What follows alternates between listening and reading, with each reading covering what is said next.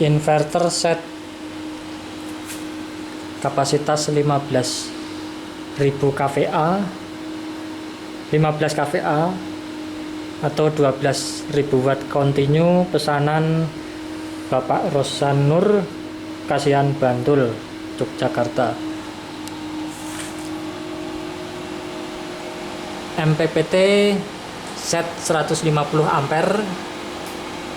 Kemudian inverternya menggunakan controller sandi, sinkronasi untuk ATS perpindahannya. Di sini trafonya ukuran sekian, bobotnya 44 kg untuk trafonya. Kemudian MCB proteksi udah full, ada MCB panel surya, baterai. Ini ATS kontaktornya 63 ampere, sudah sesuai dengan kapasitas 63 kali 220, dia mencapai 15 ribuan watt. Kemudian ini PLN, ini inverter. Oh, kebalik, ini PLN, ini inverter. Nanti akan dikasih tulisan di bagian ini. Ini ada terminal untuk pengkabelannya di sini semua, Pak. Panel surya, baterai, kemudian ini output ke rumah, dan ini input dari PLN. Terus untuk wattmeter monitoring ada varian yang ada monitoring, kemudian ini LCD inverter dan LCD MPPT. Kita lihat bagian depan. Nah, seperti ini monitoringnya, AC, inverter dan PLN. Kemudian ini kapasitas baterai 97%. Kemudian ini inverternya, menu up dan down. Kemudian ini MPPT, settingan tombol ada di sini.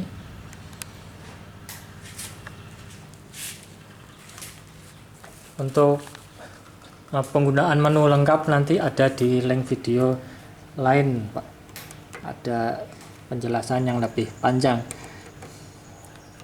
Terus untuk pengkabelannya nanti pakai kabel gland. Nah, seperti ini dirapikan. Ini belum ada ya, seperti ini.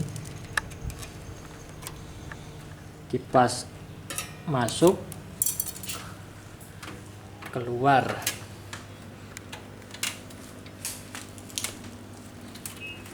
Oke, coba ke menu sistem PLTS. Tekan menu, ditahan, kemudian nanti akan masuk ke menu, tekan lagi. Inverter off ini jika baterai sudah turun, dia akan berpindah ke PLN jika PLN-nya tersedia. ATS akan berpindah ke PLN secara sinkronasi.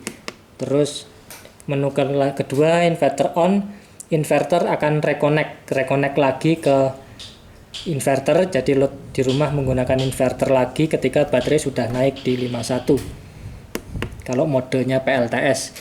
Terus ini end of discharging atau EOD, batas backup minimal tegangan baterai. Jadi inverter masih bisa membackup hingga tegangan baterai 46 jika PLN-nya padam atau tidak terpasang. Terus overvolt ini untuk membatasi tegangan atas.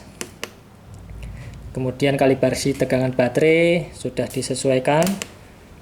Ini auto on untuk hidup otomatis ketika inverter sudah protect. Ketika konsleting atau overload, over temperatur, inverter akan mati dan hidup kembali dalam waktu 3 detik. Ini bisa diatur supaya memberi jeda ketika ada konsleting sempat menghampiri inverter beberapa detik untuk mematikan MCB. Jadi diberi timer jeda untuk kita siap-siap memadamkan peralatan yang konslet di rumah atau mencabut peralatan yang konslet. Di sini 3 detik. Terus ini idle fan untuk kecepatan kipas internal bisa dihidupkan terus. Ini buzzer alarm bisa dihidupkan untuk suara alarm. Ini modenya PLTS karena ada MPPT.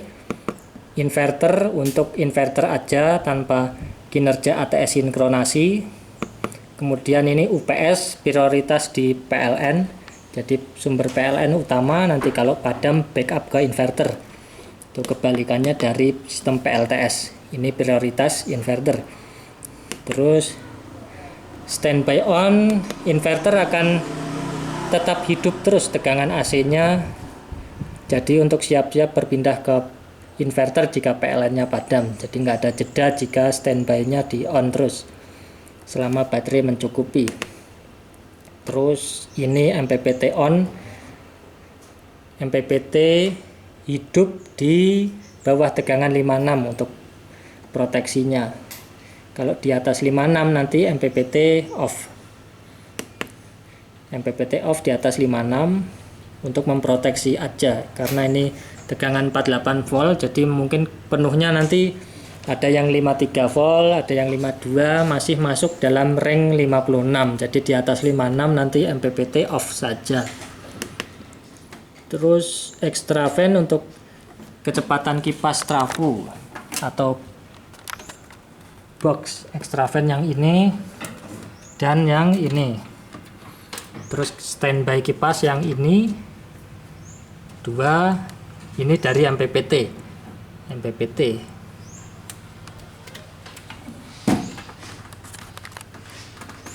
Terus menu selanjutnya limit batas watt 12.000, bisa diturunkan juga, misalkan mau menggunakan 6.000 aja karena baterainya belum cukup misalkan.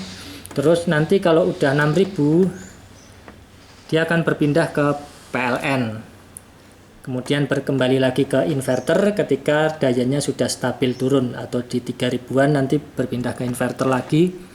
Ketika sudah 6.000 inverter melut, berpindah ke inverter, ke PLN. Ini bisa dimaksimalkan aja karena daya realnya bisa dicapai di 12.000 jika baterainya cukup. Ini sampai 15.000 untuk spare jika power faktornya di rumah jelek, bisa dinaikkan sampai 15 kVA. Terus ini AC short sensitivity untuk kemampuan inverter menghandle beban arus kejut. Mau kalau 90% berarti dia lebih kecil untuk menghandle beban arus kejut, jadi lebih sensitif untuk proteksi. Tapi kalau dikurangin, nanti inverter semakin kuat untuk menghandle arus kejut, tapi konsekuensinya arus baterai akan lebih tinggi dan sensitivitas konsleting jadi lebih rendah. Jadi nanti disesuaikan di rumah aja. Ini defaultnya 90%. Menu selesai.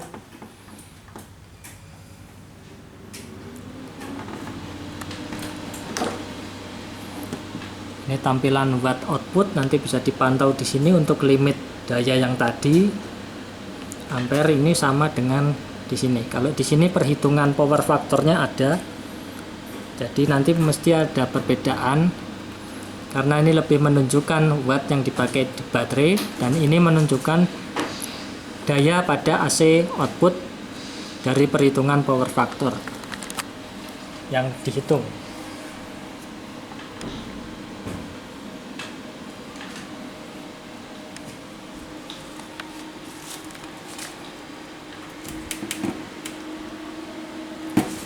Untuk MPPT menu ada di sini. Cut berhenti pengisian, float juga berhenti pengisian ketika sudah menyentuh cut. Kalau baterai LiPo 4 tidak perlu float, jadi bisa disamakan tadi 53, di sini 53 juga. Ini limit wattnya untuk melimitasi arus pengisian baterai. Bisa dimaksimalkan juga 5000 berarti 5000 kWp sampai dengan 7000 kWp, 7500 kWp. Tegangan baterai kalibrasi sudah dikalibrasi sama dengan inverter 50,2. Kalibrasi tegangan panel, ini MCB panel kita hidupkan dulu, kita lihat tegangannya 316 volt. Kemudian menu selanjutnya ini disesuaikan total VOC panel, tadi 316, di sini juga 316. Oke, sudah. Itu untuk setting MPPT. Selanjutnya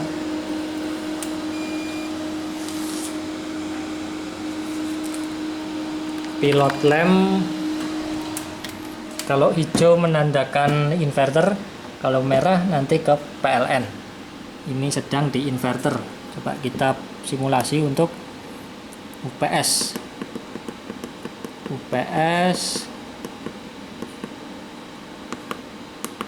Di sini ganti UPS, nanti akan prioritas ke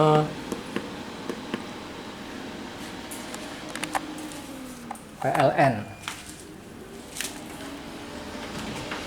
Terus input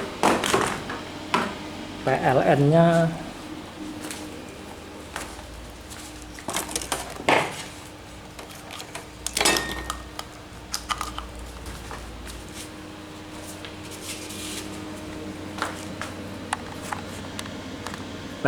masuk, nanti akan berpindah ke PLN. Masih inverter. Terus sebentar, ini saya lupa, inverter sedang membackup rumah, jadi inputnya harus dari PLN. Ini nanti saya pindah kontaknya ke PLN dulu.